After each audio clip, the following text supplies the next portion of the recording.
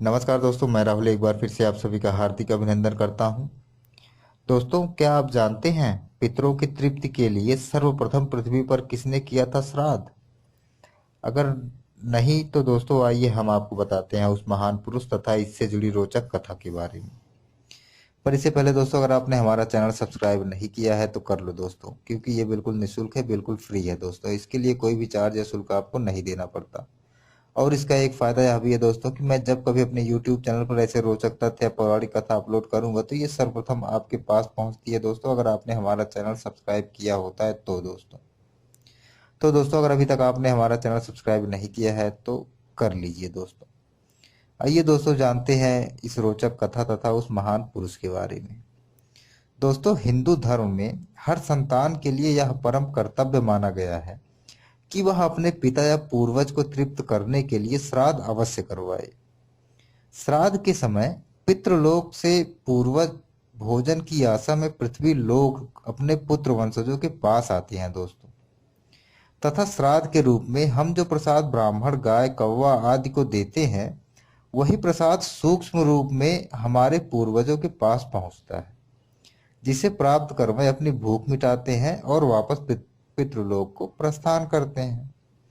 दोस्तों, इसी संबंध में धार्मिक ग्रंथों में एक कथा मिलती है जिसमें महावीर कर्ण पहले ऐसे व्यक्ति थे जिन्होंने अपने पितरों को तृप्त करने के लिए श्राद्ध का आरंभ किया। दोस्तों, महावीर कर्ण कुंती के पुत्र थे तथा पांडवों में सबसे बड़े थे। दोस्तों, महावीर कर्ण अपने दानवीरता के कारण प्रसिद्ध थे। उनके द्वार पर आया जरूरतमंद और गरीब व्यक्ति कभी खाली हाथ वापस नहीं गया था। यहां तक कि भगवान श्री कृष्ण ने भी उनकी दानशीलता की अनेकों बार परीक्षा ली थी दोस्तों, महावीर कर्ण महाभारत के युद्ध में वीरगति को प्राप्त हुए तथा उन्हें स्वर्गलोक में स्थान प्राप्त हुआ। दोस्तों, जब वह स्वर्गलोक पहुंचे तो उनके भोजन का समय हुआ। दोस्तों, स्वर्गलोक के कुछ सेवक बड़े थाल लेकर कर्ण के समीप पहुंचे। दोस्तों, जब कर्ण ने उस थाल में भोजन की जगह बहुत सारी स्वर्ण मुद्राएं हीरे मोती देखे तो वह आश्चर्यचकित रह गए तथा भूख से व्याकुल होकर वह देवराज इंद्र के समीप पहुंचे। दोस्तों, इंद्र ने उनसे उनकी व्याकुलता का कारण पूछा तो कर्ण बोले कि यहाँ अन्य व्यक्तियों को तो सामान्य भोजन परोसा जा रहा है, परंतु मुझे भोजन के रूप में स्वर्ण हीरे एवं अन्य आभूषण क्यों परोसे जा रहे हैं? दोस्तों, तब देवराज इंद्र कर्ण से बोले कि अपनी दानवीरता के कारण पृथ्वी पर हर जगह आपकी ख्याति है तथा आपने हर जरूरतमंद व्यक्ति को अपने द्वार से कभी खाली हाथ नहीं भेजा, परंतु आपने कभी भी अपने पूर्वज के नाम से भोजन दान नहीं किया। जो भी गरीब व्यक्ति आपके द्वार पर आया, आपने उसे सिर्फ कीमती आभूषण ही दान किया, जिस कारण आपको भोजन के रूप में वही आभूषण परोसे जा रहे हैं। यदि आपने अपने पितरों के नाम पर भोजन दान कर उन्हें संतुष्ट और तृप्त किया होता तो आपको भी अन्य व्यक्तियों की भांति ही सामान्य भोजन परोसा जाता। दोस्तों, जब दानवीर कर्ण ने इस समस्या का समाधान पूछा दोस्तों, तब इंद्र ने उपाय बताते हुए कहा कि आप पुनः धरती पर जाएं तथा अपने पितरों की श्रद्धांजलि के लिए श्राद्ध कर उन्हें पिंडदान और तर्पण के माध्यम से संतुष्ट करें।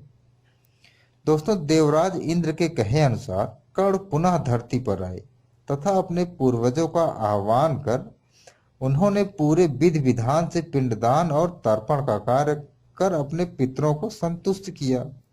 जिस प्रकार महावीर कर्ण अपने पितरों का श्राद्ध कर रहे थे, उस समय सूर्य कन्या राशि में था तथा मान्यता यह है कि जब सूर्य कन्या कन्या राशि में होता है तो चंद्रमा धरती के सबसे निकट होता है दोस्तों, तथा पूर्वजों का पितृलोक चंद्रमा के ठीक ऊपर है दोस्तों, तथा यह स्थिति बनती है तब पितृलोक से पितृ अपने पृथ्वीवासी वंशजों के पास श्राद्ध के रूप में भोजन ग्रहण करने आते हैं।